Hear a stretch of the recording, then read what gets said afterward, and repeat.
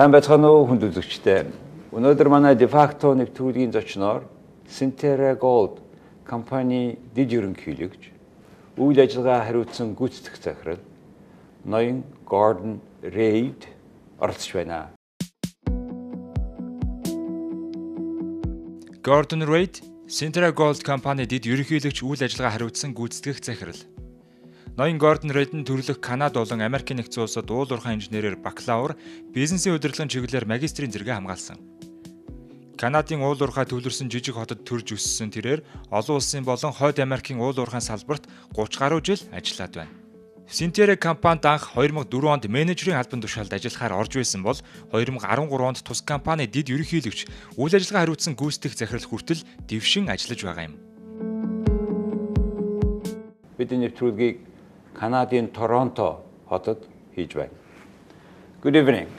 Good evening, Joel. Well, welcome to the program. Thank you. I would like to talk a bit about Boroo Gould, which is your sister company, which had played an important role in Mongolia. But before that, let's talk about Sentera Gould. What is this company about today? What is your valuation? Who are there? How many stakeholders? And please tell us about the company. Certainly. Sentera Gould, we came into existence in 2004. We were a spin out of Cameco Gold. So in 2004, Cameco felt that they weren't getting the value of the gold assets in their share price. So they spun out Sentera Gould with all the gold assets. Cameco was in Mongolia. They were in Mongolia and Kyrgyzstan. They were the predecessor company for Sentera Gould. Mm-hmm. So they took it public in June 2004. With the gold assets, including the Kumtor gold mine in Kyrgyzstan mm-hmm. and the Boroo gold mine in Mongolia. So at the time of making IPO, the company had two major deposits in Asia, Mongolia and Kyrgyzstan. And today you have more projects. Tell us about your new projects. Yes, we do. Since then, we've grown to a $2 billion company. We have two major operating mines, one in British Columbia, Canada, called the Mount Milligan mine, which produces 60 million pounds of copper and 200,000 ounces of gold. Those are very rough numbers. Annually. That'll change over time, but that's the rough production numbers for the next couple of years. And the Kumtor mine, which produces in the 500,000 ounce of gold range year over year. Mm-hmm. We also have 4 development projects. We have the Aksu project in Turkey, which is a 1.1 million ounce deposit that our board has just given us approval to construct. So we would expect to be producing gold there by the first quarter of 2020 at about 110,000 ounces of gold a year on average for 8 years. We also have the Kames project in northern BC, which is a copper gold deposit. It's an underground block cave project that we haven't made a construction decision on yet, but we would hope to see that progress rapidly over the next year or two, as well as the Gatsford project and the Greenstone project in northern Ontario. You are in the all value chain of gold. Absolutely. From exploration, development, production, etc. You are purchasing other deposits around the world. In terms of your operation, how big is the company? What is the rank of the company in the business? We're probably classified as a middle-sized or medium-sized company. We have approximately 3,500 employees, the bulk of which are in Kyrgyzstan. They work at our Kumtor mine, but also in Canada, in British Columbia, in Turkey, and around the world we have exploration projects. So altogether 3,500 people work for you? Approximately, yeah. Okay, how many shareholders, if it's possible ever? I don't know the exact number of shareholders, but there'd be thousands of shareholders. When we talk about shareholders of IPO company or public stock companies, it's hard to say how many because they keep changing every day. What kind of investors are they? Pension funds? Who are they? Which country are they? More than 50% of our shares are held by people hold, their long-term positions. The Kyrgyz government holds 27% of our shares. The other major shareholders are major investment funds, gold funds and other funds that that buy and hold the shares. So our free trading stock is less than 50% of our total shares. So it's more or less not that much, say, fluctuating, not much volatility. Well, there's volatility. All shares have volatility. It's volatile based on perception of the company. It's volatile based on the perception of where the gold price is going. So there is volatility in all shares, not just things Sentera. that don't depend on you, on the major economics conditions. How about the situation, how you see in the future the gold and gold-related businesses? Well, gold has strengthened over the last few years. We don't see that slowing down. We see the more upward pressure than downward pressure. No one can predict the gold price. I mean, if people could predict the gold price, you know, we wouldn't know them because they'd be owning an island somewhere. But we certainly see more upward pressure than downward pressure on gold price going forward. What is the level today of the price? It's about $1,300. $1,300. Yes, $1,300. Well, what was the maximum price, you know? I think around $1,800 was the highest in the high 1800s was the highest I've seen. And I've seen it as low as $250. So there's quite a swing in gold When was price. that? It was about 2005 or 6. It was around $250. Yeah. 406. So with that perspective, knowing that nobody can predict the price per share, or I mean price per gold per share, how do you see your next move, in particular in Mongolia, to your Gatsur project? We have strong feelings for Mongolia. We've been there 20 years. Our Boroo gold mine was very successful. We produced approximately 60 tons of gold. We were the #1 taxpayer for several years. We had 600 people working for us at any one time. We trained many of the professional miners, geologists, engineers, health and safety professionals in Mongolia came through Boroo, and they received a lot of their training there. We consider ourselves part of the Mongolia industry, and the next step for us is to build the Gatsur project, which is just an extension of the Boroo project. Yeah, let's talk a little bit more before Gatsur, Boroo, because this is the first placer gold mining in Mongolia. First hard rock. Hard rock, first hard rock. And you were, until OT project starts, you were #1 foreign investment in the country. Right. And you have been doing, as you said, 600 people were working with you. And the project total was how many years altogether? To construct? No, yeah, from the beginning to finish. The first gold pour was 2004. We shut the mill down in 2012 and the heap leach down in 2015. This 2012 and 2015, what happened? Well, in 2012, we have two different processes. We started off with a mill process. It's a carbon and pulp process to recover the gold. It's a higher cost, but you get better recovery. Later we started with the mill, but later in the mine life, we had low-grade material we thought we could also get value from. So we put in a heap leach processing facility. That heap leach processing facility ran, I can't remember the year we started, but it ran for, let's say, 6 years. It's got a lower cost and lower recovery. So its function is to get value out of lower grade ore. Well, that gives me a thought about the exemplary recovery you made after Boroo gold mine is done, finished. Yeah. When mine is finished, you have redeveloped the land. Yes. And even at certain cases, you have redeveloped another alternative land because by the request of the local authority. Yeah, we do offsets. So we reclaim the land we disturb, and as long as we're finished with the land. So our waste dumps have been reclaimed and reseeded. A lot of the area around the mine has been reseeded, regrassed, very usable land. Some areas cannot be reseeded, for example, the open pits. So we go out to other parts of the country, and working with the government, we identify an area that we would reclaim as an alternative to reclaiming where the pits are, for example, that we can't. I understand that project is going on now, starting now. It is, yeah. And it's an interesting approach, because if you cannot reseed or recover completely the land, because due to many reasons, then you do the similar area, another in a similar place close to this area. Right, and it's not 1 acre to 1 acre. We usually reclaim more than what we disturb. Exactly. That is, I mean, you have 4 large projects all around the now world, and how do you see that process? Working with community, redeveloping the land. What is this? Is it part of your policy? Absolutely. I think the future of mining is to work with the local communities, the local interested individuals. We're guests. We're there working closely with the communities. They're our neighbors. For us to be successful, we have to have good relationships.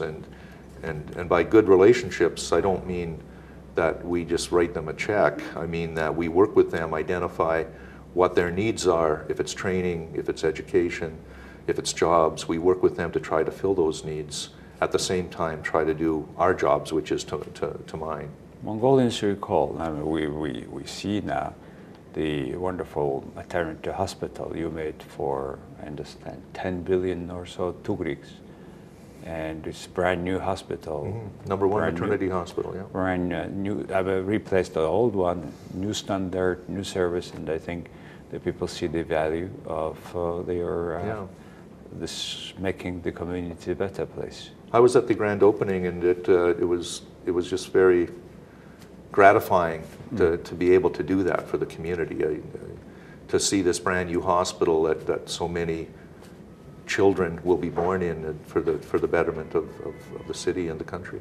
Now let's talk about the Rachurt mine, which unfortunately today is in I understand, lawsuit at the court. And what's happening? Why that project is deleted from your perspective? Well, referring to that lawsuit, it's an administrative suit. A group has come forward and said that the name change was done incorrectly when Cameco Gold sold or IPO'd their gold assets into Senterra Gould. The way the name was changed, they are saying it was done incorrectly. What was not correct? I don't know the details, but just and we're saying it wasn't done incorrectly. We're saying it was done correctly. But the suit is not against us; it's against MRAM, saying that because the name change was done incorrectly, the license should be annulled. We're part of it as a third party. We disagree. We think that the name change was done correctly, and even if it wasn't done correctly, then it shouldn't impact the license because it's just a name change. That's the only thing. The other concern was among ordinary people that there is some historic places. How far is that historic site from the mine? Yeah, no, the Noyun Mountain and the Hunu grave sites are not near the mine. They're several kilometers away. We respect the local cultures, and we've made sure that any historic sites are well protected from our mine site. Well, I assume so. Because why one would go and destroy if there is a clause and you take care of it in a particular. Exactly. It should not be made in purpose. And also, because you are a public company, if you do that anyway, the shareholders will punish you. Absolutely. We wouldn't be allowed to work anywhere if we did things like they're suggesting. Yeah. That's otherwise, with this delay, I understand you could start the project long earlier, right? Long time earlier. And how long it has been delayed? Oh, it's been delayed for 10 years. We've been trying to permit GATSERT for 10 years, and we were blocked by several law changes. Back in 2006, we were starting to develop GATSERT, where the windfall profit tax law, I'm not sure you're familiar with that. Yes, of course. Where there was a surplus revenue above $650, for example. Yes. Well, that took most of the value of the project away, so we stopped developing at that point. Then in 2009, that law was rescinded and canceled. and we started working on it again. We actually built a road to the Gatsard site. We cleared some land. We put an administrative building, a warehouse up, and a maintenance shop. This was back in 2009-10, and then in 2009, the long name law was passed, which doesn't allow mining within watershed and forested areas, and the Gatsard licenses are captured in that law. So again, that shut us down. Is it that close to the water basin? Yes, there is a river that goes through the project. But however, is your rock gold? Your gold is require different way of processing, not using the river water. No, we need water for the process. But the problem, the law was meant to protect headwaters and forested areas. I understand. So the river, we have to divert the river. We have to move the river around the pit in order to mine it. And you did. We haven't done it yet. No. You will do it. But that's the plan. And the forest and watershed law is basically saying that we can't do any work near that river. So that stopped us. But then in 2015, in January 2015, we were designated a strategic deposit. A strategic deposit can be exempted from the long name law. So we received that exemption because we're a strategic deposit. And, meaning that Mongolian government will own 34%. Correct. Of your mine. And will they, like in OT, will be also borrowing money for their share of investment? That's not the plan. So what we've negotiated with the Mongolian government is they'll convert their 34% equity interest into a royalty interest. And right now it's not been completed, but we have a memorandum of understanding that says they would receive a 3% net smelter royalty instead of 34% equity interest. So what that means is they get revenues from the project without having to put money into the project. From the beginning. Right from the first gold pour, yeah. Okay, so this is completely different scenario than with OT. It is, yeah. Well, okay, thank you for explaining that, because that the ordinary people want to share. First, by the way, Mongolians are looking for being shareholders of the projects, like many years before now. Will they have any chance they should go through Toronto, or it can be through other shows? Well, we're listed on the Toronto Stock Exchange. That's our exchange. I mean, I certainly, most brokerage houses can buy and sell shares on the Toronto Stock Exchange for Mongolian citizens or anyone else. Anyone else. Right now, we have no plans on listing on other stock exchanges. I'm not saying that'll never happen, but right now we have no plan to do so. Let's talk about what sort of project metrics. What is the resource? What is now estimated the reserve of the deposit? How long it will take time? What kind of huge investment it will be requiring? Yeah, the total investment is $200 million.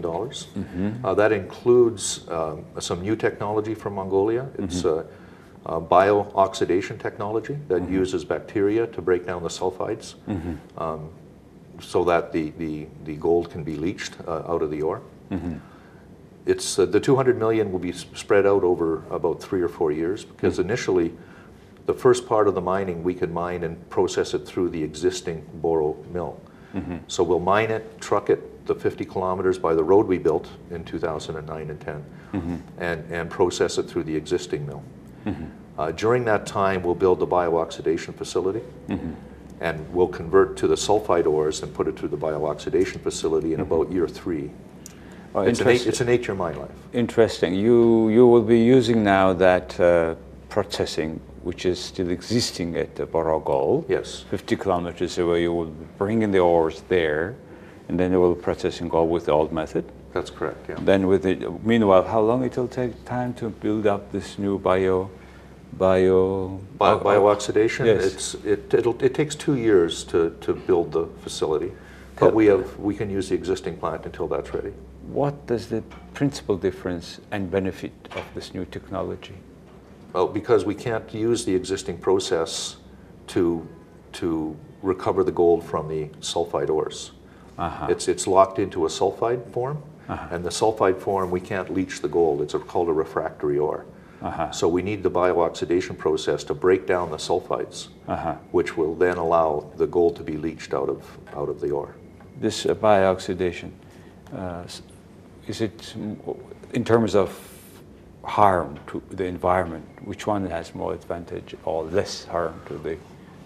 I would say they're similar. I mean, the main elements of concern are the same. I mean, we still use cyanide in both processes, although we manage it very well and we're ICMI compliant, and we've never had an incident with cyanide. But that is probably the most notable element we use. We'll release the same elements. Arsenic is the main one, as I'm sure you're aware of. But we manage them at Boroo. We'll manage them with the new process as well. So we aren't adding any new levels of risk with the biooxidation. So you see, your company, unlike many placer gold mine companies, you have a rock. You go deeper into the rock. Use this technology, which is very capital intensive. Is it the only company now using that sort of gold processing in Mongolia, right? In Mongolia, yes, I think we would be the only one using biooxidation. But biooxidation isn't new technology. It's used all over the world. I see. Yeah. What do you use in Kyrgyzstan? Kyrgyzstan is a plant. It's similar to Boroo, except they float a concentrate first before they leach it. They don't have to do an oxidation step at Kumtor, but they float a concentrate and then they leach the concentrate. At Boroo, we leach the whole ore. But otherwise, it's a similar process. So, but that one is easier than the Boroo's easier. Was. No, Boroo's easier. Yeah, because we don't have to put a flotation step in. We can just leach the whole ore. Oh, because Kyrgyzstan has more water, you do, or why is that? No, it's because the gold is associated with the sulfides, and it's economically made more sense to concentrate the sulfides into a flotation concentrate before leaching. It's a higher throughput. It's 18,000 tons a day, and we would have had to build a leaching circuit and flotate, a retention time in the leach tanks for 18,000 tons a day. So it's be a lot more capital involved if we tried to do that at Kumtor. If you compare, say now Gatsurt with Kumtor, how big is this? What's the difference? No, Gatsurt's quite. It's 1/3 the size of Kumtor. Of Kumtor. Yeah. Okay, so Kumtor is 3 times more. Yes. Kumtor, you have Kyrgyzstan government having 27%. Yes. Yeah. How difficult is work? Now you have 34% here with the Mongolian government, 27% with Kyrgyzstan government. If you compare where and who can and how improve, comparing with one another. Well, the Kyrgyz government actually owns 27% of Sенterra Gould, the parent company, whereas the Mongolian government has the right to own 34% of the Gatsurt project, which we are planning to convert to a royalty, as I said earlier. We have a memorandum of understanding that we would do that. In that way, Kyrgyzstan owns certain percent of Boroo Gould, the Gatsur Gold through this shareholders structure. In one sense, they do, yes. And that's why they are sitting on your board, are they? Correct. They have 3 board members out of 11 board members total. So how is it working with the government? Because usually Canadians don't do work like this on shareholder basis. Actually, the relationship with the Kumtor government right now is quite good. As we announced last September, we entered into a settlement agreement to settle a certain number of concerns that the Kyrgyz government had. And right now we've had this is the best relationship we've had with the Kyrgyz government, since I've been with the company. Okay. Tell us about yourself. You have been working in several mining companies as executive. Now you're running this COO, this Senterra Gould. Tell us how you became a geologist or how you get interested in that business. Well, I'm a mining engineer. I grew up in a small mining town in northern Ontario. And when you finish high school, all you know is mining or government or teaching, basically. So there was nothing else in my mind except going back to university to become an engineer, because that's all I knew. I started working in the mine when I was 16 years old, and I used to go back all my holidays and continue to work in the mine. So I just not only here, all around the world. So I've been all around the world. How is the family? And the families come with me. All the time. My wife would say we've lived in 17 different houses in my career. Okay. So all across Canada, the U.S. I was in Asia and Kyrgyzstan. Lucky you are. I feel I'm very lucky. Children? 4 girls, and they all have a good relationship with me. Wow, rich father. Absolutely. Please tell us about the government in Canada. Do they own mines? No, they don't. Canada, most Western countries, they aren't interested in owning mines. They're interested in receiving tax revenues and other revenue streams from mines, but not owning them. The concern when in Mongolia, they started this strategic shareholders, strategic deposit owning 34%. The argument was, that we need to, in that way we can control the cost, or truly know the way how cost is distributed. I think this is not the right way to control the expenses. What do you think? No, I agree with you. I think the right way is what we're proposing with the Mongolian government for GATSERT, where they convert their 34% equity interest to a royalty. So they'll get a percentage of the revenues as we produce the gold, which has no bearing on the costs, but they have a steady stream of income.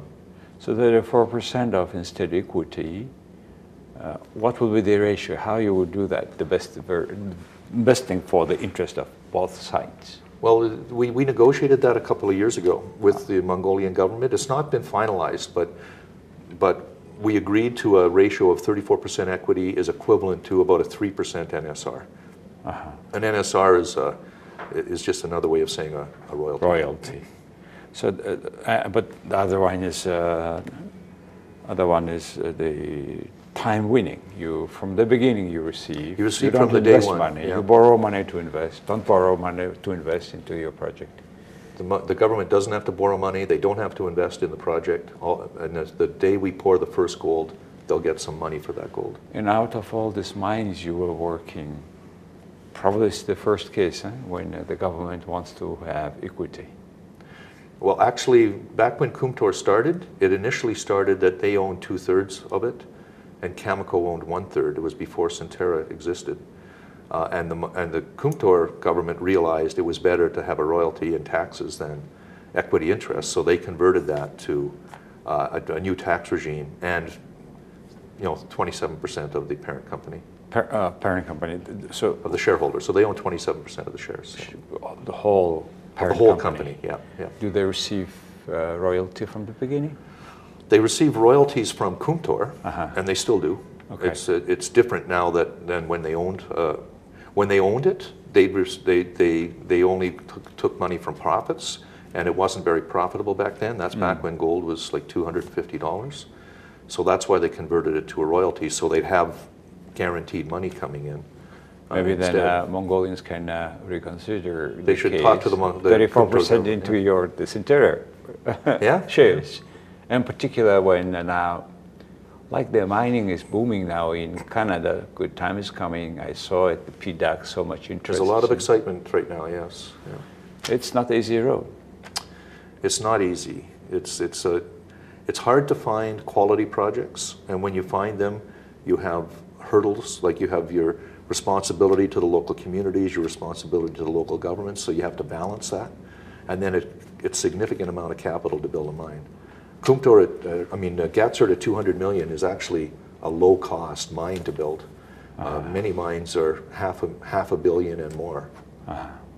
Okay, anyway, good luck on this not easy road. Yes, thank you, Jargo. Thank you very much. Bye now.